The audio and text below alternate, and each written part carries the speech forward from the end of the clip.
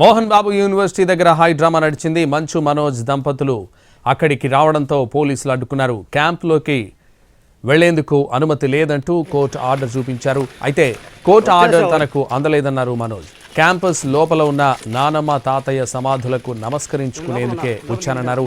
తాను వెళ్లేదే అని అరెస్ట్ చేస్తే చేసుకోండి అంటూ స్పష్టం చేశారు.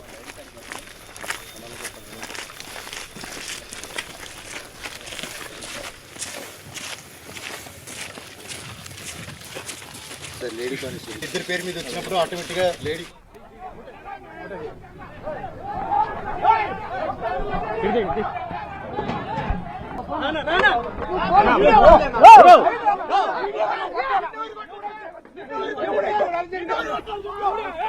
మనోజ్ రావడంతో యూనివర్సిటీ దగ్గర ఉద్రిక్తత చోటు చేసుకుంది. మోహన్ బాబు బౌన్సర్లు, మనోజ్ బౌన్సర్ల మధ్య ఫైటింగ్ జరిగింది. ఒకరినొకరు కొట్టుకున్నారు బౌన్సర్లు. పరిస్థితి చేయి దాటుతుండడంతో పోలీసులు లాఠీచార్జ్ చేశారు. యూనివర్సిటీ దగ్గరకు వచ్చిన అభిమానులను అక్కడి నుంచి తరిమేశారు. మరోవైపు ఇరు వర్గాల బౌన్సర్లు పరస్పరం రాళ్లు విసురుకున్నారు.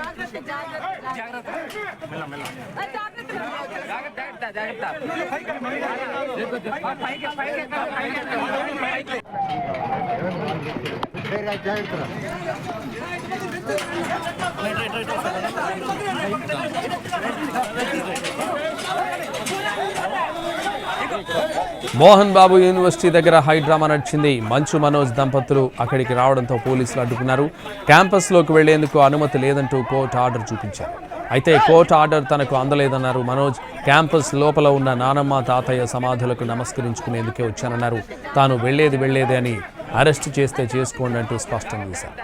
మనోజ్ రావడంతో యూనివర్సిటీ దగ్గర ఉద్రిక్తత చోటు చేసుకుంది. మోహన్ బాబు బౌన్సర్లు, మనోజ్ బౌన్సర్ల మధ్య ఫైటింగ్ జరిగింది. ఒకరినొకరు కొట్టుకున్నారు బౌన్సర్లు. పరిస్థితి చేయి దాటుతుండడంతో పోలీసులు లాఠీచార్జ్ చేశారు.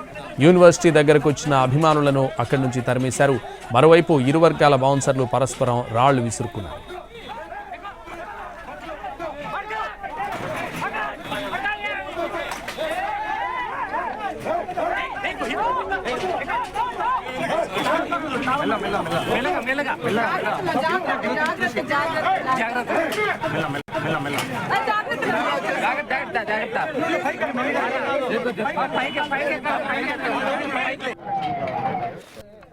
నేను లోపలికి వెళ్ళి మా తాత నాన్న సమాధికి దండం పెట్టుకొని,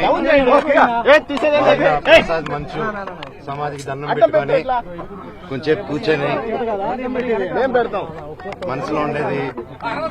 మనసులో వాళ్ళు ప్రార్థించుకొని, ఇవన్నీ ఎందుకు జరుగుతున్నాయో తెలియట్లేదు, ఆ సాయిబాబా మీద ఒట్టుగా జరగకూడదు, దీనికి ఎందుకని నాకు పరిష్కారం తెలిస్తే బాగుంటుంది, తెలుసుకుంటాను. ప్రైవేట్ హాస్పిటల్స్ మీద జరిగే అన్యాయాలు వీటిని నేను క్వశ్చన్ చేశాను, మెసేజ్ చేశాను. దానికి ఈరోజు నన్ను హైదరాబాద్ ఇంట్లో రానియకుండా ప్రయత్నించడం నా పిల్లలు ఉండగా, అలాగే మా అమ్మగారి బర్త్డే రోజున వచ్చి ఆ చక్కెర పోయడం, మళ్ళీ నేను ఊర్లో ఆలగడ్డకి వెళ్ళిన వెంటనే మా అమ్మని బ్రెయిన్ వాష్ చేసి ఇక్కడ సైన్ పెట్టమని, ఆవిడకి ఏం తెలుస్తుంది, సైన్ టైప్ చేసుకుని సైన్ చేయమంటే చేస్తారు ఆవిడ పాపం.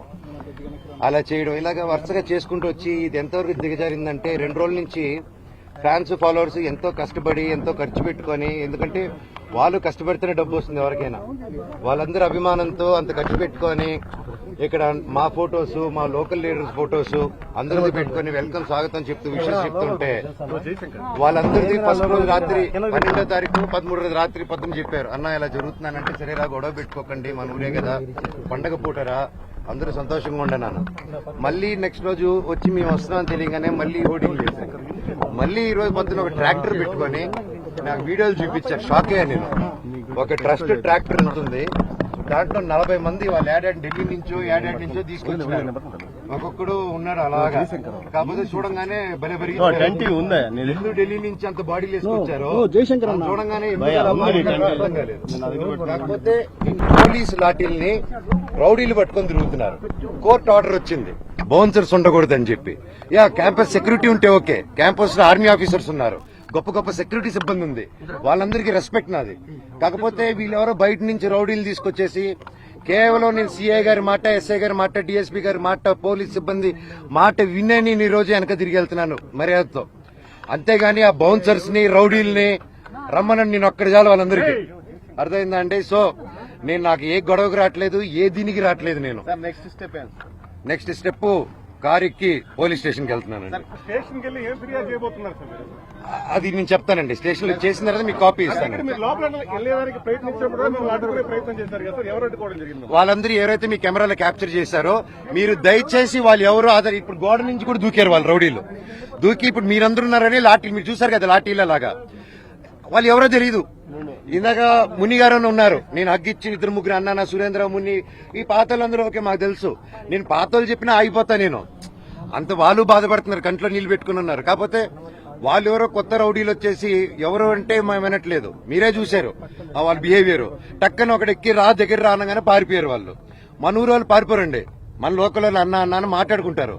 ఈ రౌడీలు తెస్తే రౌడీలు కిరాయికి వచ్చిన వాళ్ళు పారిపోక ఇంట్లో కూర్చొని కూర వండి పెడతారు మనకి. మీ వైపున కొంతమంది, వాళ్ళ వైపున కొంతమంది. వాళ్ళ వైపు ఎవరు లేరు సార్, ఎంప్లాయీలు తప్ప. ఎంప్లాయీలు కూడా ఫోర్స్ఫుల్ గా వస్తున్నారు. అక్కడ ఒకటి చెప్పండి, అభిమానంతో వచ్చిన వాడిని నా చౌగు కోసి ఇక్కడ వదిలేసి వెళ్ళిపోతున్నాను. అంటే మీరు అభిమానులు సమయంలో పాటించమని చెప్పినా కూడా మీపైన వాళ్ళే దాడి చేశారంటున్నారా?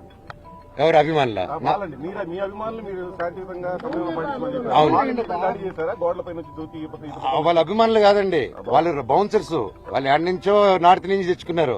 మీరు వెళ్ళి తెలుగులో మాట్లాడండి, అతనితో తెలుస్తుంది మీకు. చంద్రగిరి పోలీస్ స్టేషన్ వెళ్తున్నారు. అదే అండి, నేను డిసైడ్ చేసుకుంటా. 2 ఫోన్ కాల్స్ చేసుకుని స్టేషన్కి వెళ్ళాలా లేదా డిఎస్పీ గారిని కలవాలా ఒకసారి మేము మాట్లాడుకొని డిసైడ్ చేసుకుని నేను చేస్తామండి. నేను ఇక్కడే ఉంటాను. ఉంటానండి.